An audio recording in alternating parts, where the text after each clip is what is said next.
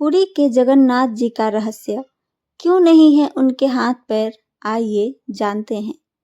न भुजाएं न चरण, बड़ी बड़ी आंखें, पुरी के जगन्नाथ मंदिर में ईश्वर का स्वरूप ऐसा क्यों है। सुने आगे। संस्कृतियों, त्योहारों और रहन सहन की विविधता वाले अपने देश में कुछ त्योहार और उनकी रीतियां ऐसी है जो विश्व प्रसिद्ध है। ओडिशा के पुरी धाम स्थित जगन्नाथ मंदिर रथ यात्रा इसी तरह का एक वार्षिक अनुष्ठान है। आषाढ़ महीने में शुक्ल पक्ष की द्वितीया तिथि को पुरी के श्री मंदिर से भगवान जगन्नाथ की उनके भाई बहन के साथ रथ यात्रा निकलती है, जिसके साक्षी देश भर के श्रद्धालु ही नहीं बल्कि विदेशी भी बनते हैं। जगन्नाथ कौन है और किनके अवतार हैं, इसे लेकर विष्णु पुराण, नारद पुराण और हरिवंश पुराण में विस्तार से जिक्र होता है। इनमें भगवान विष्णु के कई नामों से उनका एक नाम जगन्नाथ बताया गया है और जगत पालन के रूप में ही उनकी पूजा होती है। जगन्नाथ मंदिर में भगवान के जिस स्वरूप के दर्शन होते हैं वह द्वापर युग से जुड़ा हुआ है और इसकी कड़ियां कृष्ण कथा से जुड़ती है। एक दिन श्री कृष्ण की दो पत्नियां सत्यभामा और जाम्बवंती श्री कृष्ण की मां रोहिणी से जिद करने लगी कि उन्हें कृष्ण बलराम की गोकुल ब्रज और वृंदावन वाली कथाएं सुननी है। जाम्बवंती ने कहा कि यहाँ सभी श्री कृष्ण के बचपन की कहानियां खूब कहते सुनते हैं।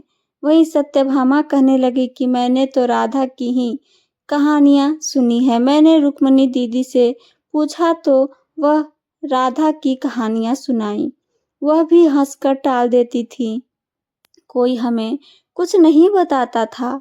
ये सब सुनकर वसुदेव की पत्नी, पहली पत्नी और बलराम की मां रोहिणी खूब हंसने लगी। पहले तो उन्होंने मना किया, लेकिन जब दोनों की बहुएं बहुत जिद करने लगी तब उन्होंने कहा कि ठीक है, मैं तुम दोनों को कृष्ण की बाल लीला सुनाऊंगी, लेकिन ध्यान रहे कि ये कथा कृष्ण और बलराम के कानों में न पड़ जाए। अगर ऐसा हुआ तो दोनों ही इस कथा में इतना डूब जाएंगे कि फिर वे ब्रज की ओर ही चले जाएंगे, तब तुम सभी कुछ नहीं कर पाओगी।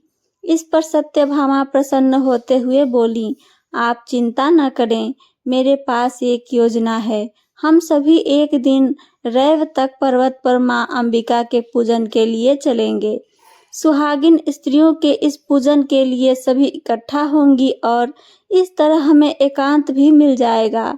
ऐसी योजना बनाकर द्वारिका के राजमहल की सभी बहुएं श्री कृष्ण की बाल कथा सुनने के दिन का इंतजार करने लगी।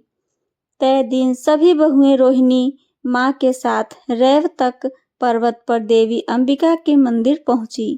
यहाँ उन्होंने सुभद्रा को बाहर पहरे पर बिठा दिया और फिर सभी रोहिणी मां से कथा सुनने लगी।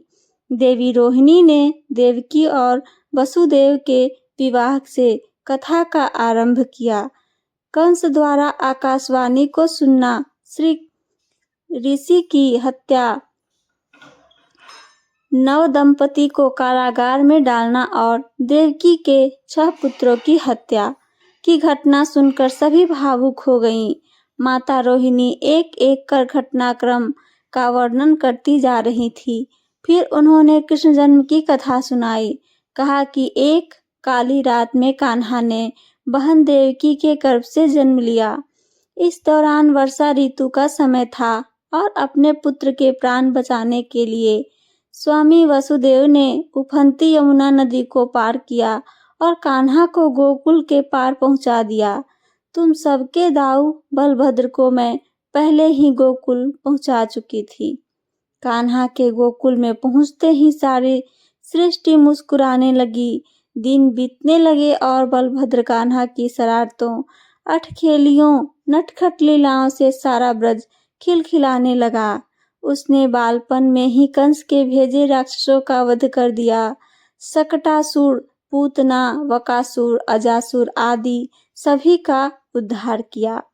माता रोहिणी कथा सुनाते जा रही थी और उनकी बहुएं इस कथा के सागर में डूबती जा रही थीं। उधर द्वार पर खड़ी सुभद्रा का भी यही हाल था, क्योंकि यह सिर्फ कृष्ण और बलराम की ही कथा नहीं थी, बल्कि उसके भी बचपन की बात थी। सुभद्रा यह सब सुनते सुनते जड़वत सी हो गई। रोहिणी कथा सुनाती जा रही थी। कृष्ण जब मुरली बजाना शुरू करते तो गोपियां अपने काम धाम छोड़ देती थी। गायों को थन से खुद दूध झरने लगती थी। रसोई में दूध उफन कर बह जाता तो चूल्हे पर रोटियां जल जाती। स्त्रियां श्रृंगार भूल जाती, काजल गाल पर लगा लेती, कुमकुम होठ पर मल लेती थी और ध्यान में बैठी गोपियां भी सुध भूल जाती थी। सबसे विचलित होती राधा, जो मुरली की तान सुनकर ही वन में दौड़ी चली जाती थी। उधर राजमहल में राज परिवार की स्त्रियों के न होने से हलचल मच गई। कृष्ण बलराम ने सुना तो किसी अनिष्ट की आशंका में खुद सुभद्रा व अन्य सभी को खोजते हुए रैवतक मंदिर तक पहुंच गए। वहां उन्होंने सुभद्रा को जड़ स्थिति में खड़े देखा तो वे भी वहीं खड़े हो गए। उधर माता रोहिणी अपनी कथा सुनाने में मग्न थी। अपनी बाल कथाएं सुनते सुनते तीनों भाई बहन जड़वत से हो गए। उनके अस्तित्व खोने लगे, नेत्र फैलने लगे, हाथ पैर लुप्त प्राय से लग रहे थे। ऐसा लगता था कि जैसे शरीर से कोई धारा ही फूट पड़ी हो। बाल लीला का प्रसंग अंदर जारी था और इधर श्री कृष्ण अपने बड़े भाई और बहन के साथ परम लीला कर रहे थे। इतने में देव ऋषि नारद वहां पहुंचे।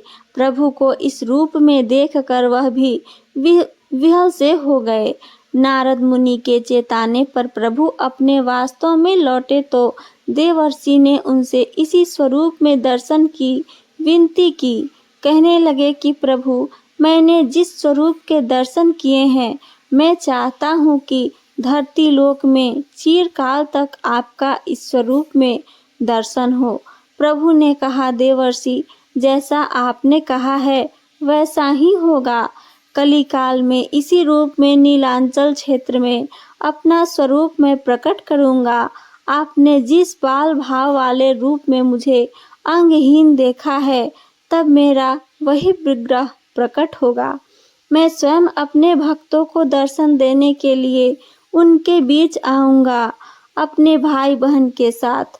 मेरा ये स्वरूप जगन्नाथ के नाम से माना जाएगा। श्री कृष्ण के दिव्य वाक्यों के अनुसार कलियुग में उसी दिव्य स्वरूप के विग्रह ने प्रकट होकर जगन्नाथ प्रभु के रूप में भक्तों को दर्शन दिया। रथ यात्रा के स्वरूप में भगवान जगन्नाथ अपने भाई बलभद्र व बहन सुभद्रा के साथ भक्तों के बीच आते हैं। उनके हाथ पैर नहीं है, केवल आंखें ही हैं, वो बड़े बड़े, ताकि वे अपने भक्तों को भी भरपूर देख सकें। तो ये थी मेरी आज की जगन्नाथ जी की कथा। मेरी कथा आप सबको पसंद आती है तो चैनल को सब्सक्राइब और वीडियो को लाइक करना ना भूलें। साथ साथ बेल आइकन जरूर दबाएं, ताकि मेरी हर कथा की जानकारी सबसे पहले आप सब तक पहुंचे।